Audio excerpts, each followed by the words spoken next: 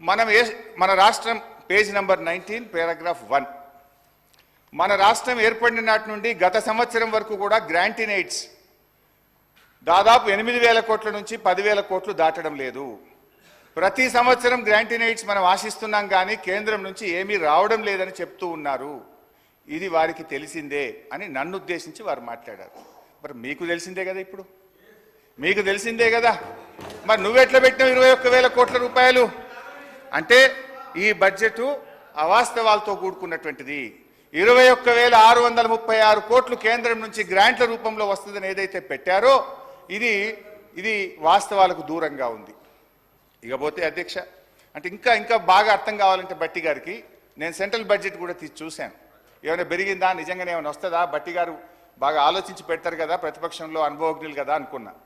CSS కింద 2023-24 సంవత్సరానికి కేంద్ర ప్రభుత్వం పెట్టింది 4,60,614 కోట్లు. ఈ సంవత్సరం సిఎస్ఎస్ కింద సెంట్రల్లీ స్పాన్సర్డ్ స్కీమ్స్ కింద రాష్ట్రాలకు ఇచ్చే డబ్బు ఈ సంవత్సరం ఎంత పెట్టారు అని చూశాను. 5,05,978 కోట్లు. అంటే గత సంవత్సరం కంటే 45,000 కోట్లు సిఎస్ఎస్లో ఎక్కువ పెట్టారు. అంటే దేశం మొత్తానికి 28 రాష్ట్రాలు కేంద్రపాలిత ప్రాంతాలకు కలిపి వాళ్ళు పెంచింది 45,000 కోట్లు. కానీ మా గౌరవనీయులైన ఆర్థిక మంత్రి గారు ఒక్క మన రాష్ట్రానికే 12,000 కోట్లు గత సంవత్సరం కంటే అదనంగా వస్తాయని పెట్టారు. ఇది సాధ్యమా అని నేను అడుగుతా ఉన్నా.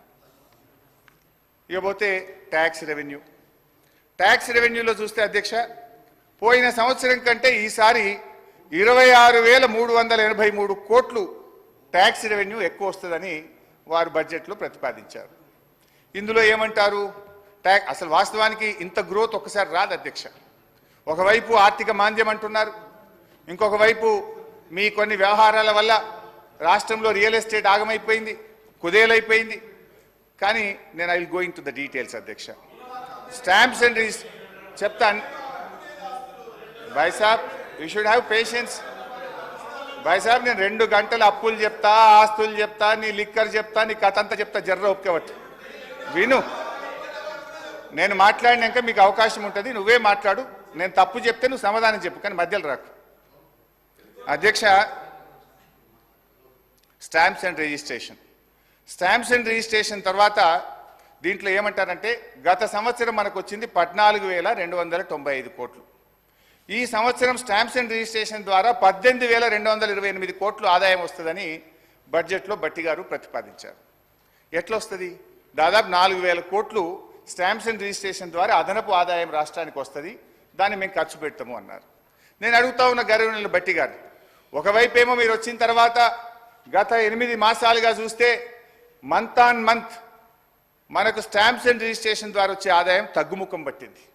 ఒకవైపు ఏమో రిజిస్ట్రేషన్లు తగ్గుతూ ఉన్నాయి, రిజిస్ట్రేషన్ ఆదాయం తగ్గుముఖం పడితే ఇంకొక వైపు మీరు 4,000 కోట్లు పెరుగుతుందన్నారు. ఏ రకంగా పెంచుతారు? అంటే మీరు వ్యవసాయ భూములు, రైతుల చేతుల్లో ఉండే వ్యవసాయ భూములకు భూముల ధరలు పెంచుతారా? Registration fee పెంచుతారా? పేద మధ్యతరగతి ప్రజలు కొనుక్కునే అపార్ట్మెంట్ల మీద వాళ్ళ వాల్యూ పెంచుతారా? రిజిస్ట్రేషన్ ఫీజులు పెంచి ప్రజల మీద భారం వేస్తారా? ఏ రకంగా ఈ 4,000 కోట్లు మీరు ఆదాయాన్ని పెంచుతారో ఈ సభకు, ఈ సభ ద్వారా ప్రజలకు స్పష్టత ఇవ్వాలని గౌరవనీయులు బట్టి గారిని కోరుతా ఉన్నా. అధ్యక్ష, ఎక్సైజ్ ఇదైతే సిగ్గుతో తలదించుకోవాలి కాంగ్రెస్ పార్టీ నాయకులు. అధ్యక్ష, గత బడ్జెట్లో మంచిగా వినండి,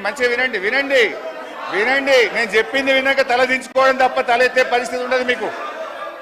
అధ్యక్ష,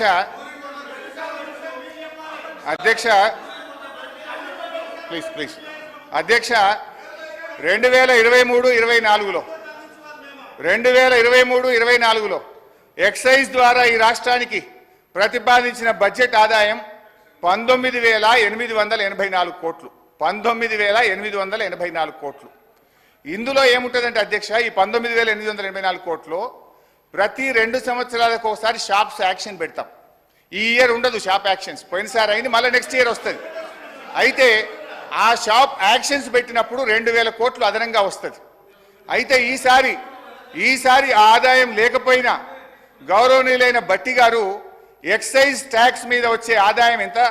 25,617 కోట్లు పెట్టారు. అంటే ఎక్సైజ్ సుంకం ద్వారా పోయిన సంవత్సరం కంటే 5,773 కోట్లు అదనంగా వస్తుందని చెప్పి ఈ బడ్జెట్లో ప్రవేశపెట్టారు. అంతేకాదు వ్యాట్ బై ఎక్సైజ్, వ్యాట్ రూపంలో మరో 2,760 కోట్లు ఎక్సైజ్ మీద ఆదాయం ఎక్కువ వస్తుందని పెట్టారు. అంటే పోయిన సంవత్సరం కంటే కూడా ఈ బడ్జెట్లో 5,773 ప్లస్ వ్యాట్ మీద 2,000 అంటే 7,773 కోట్ల రూపాయలు గత సంవత్సరం కంటే ఎక్సైజ్ మీద ఆదాయం ఎక్కువ వస్తుందని బడ్జెట్లో పెట్టారు. బడ్జెట్ మీద మొత్తం ఆదాయం ఎంత ఆశిస్తుంది తెలుసా అధ్యక్ష? ఈ ప్రభుత్వం ఎక్సైజ్ అండ్ వ్యాట్ కలిపి 42,000 కోట్ల 49 రూపాయలు ఎక్సైజ్ రూపంలో ఆదాయం సంపాదిస్తామని బడ్జెట్లో గౌరవ ఆర్థిక మంత్రి పెట్టారు. 42,000 కోట్లు అధ్యక్ష. అంటే గతంలో ఇదే భట్టి గారు ఇదే అసెంబ్లీలో మాట్లాడారు. అప్పుడున్నది 25,000 కోట్ల ఆదాయం, వీళ్ళు 42,000 కోట్లు చేసింది. ఇప్పుడు ఏం మాట్లాడినరో భట్టి గారు ఎక్సైజ్ మీద నేను వినిపిస్తా అధ్యక్ష. అంటే ప్రతిపక్షంలో ఒక మాట, అధికారంలోకి రాగానే మర్చిపోతారు. గ్రామీణ ప్రాంతాల్లో మద్యం సమస్య అత్యంత భయానకంగా మారింది. బెల్ట్ షాపులు పెట్టి జనాన్ని విపరీతంగా పీడిస్తున్నారు. దీని గురించి ఆలోచన చేయండి అధ్యక్ష. ఆ రోజు గ్రామానికో బెల్ట్ షాప్ ఉంది. ఇప్పుడు మీరు చెప్పే 42,000 కోట్లు కావాలంటే గల్లీకో బెల్ట్ షాప్ పెట్టారు. మీరు గల్లీకో బెల్ట్ షాప్ పెట్టే పరిస్థితి వచ్చింది అధ్యక్ష.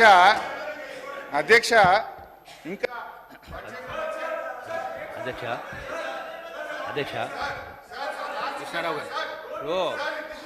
హరీష్ రావు గారు అధ్యక్ష చెప్పిన దానిలో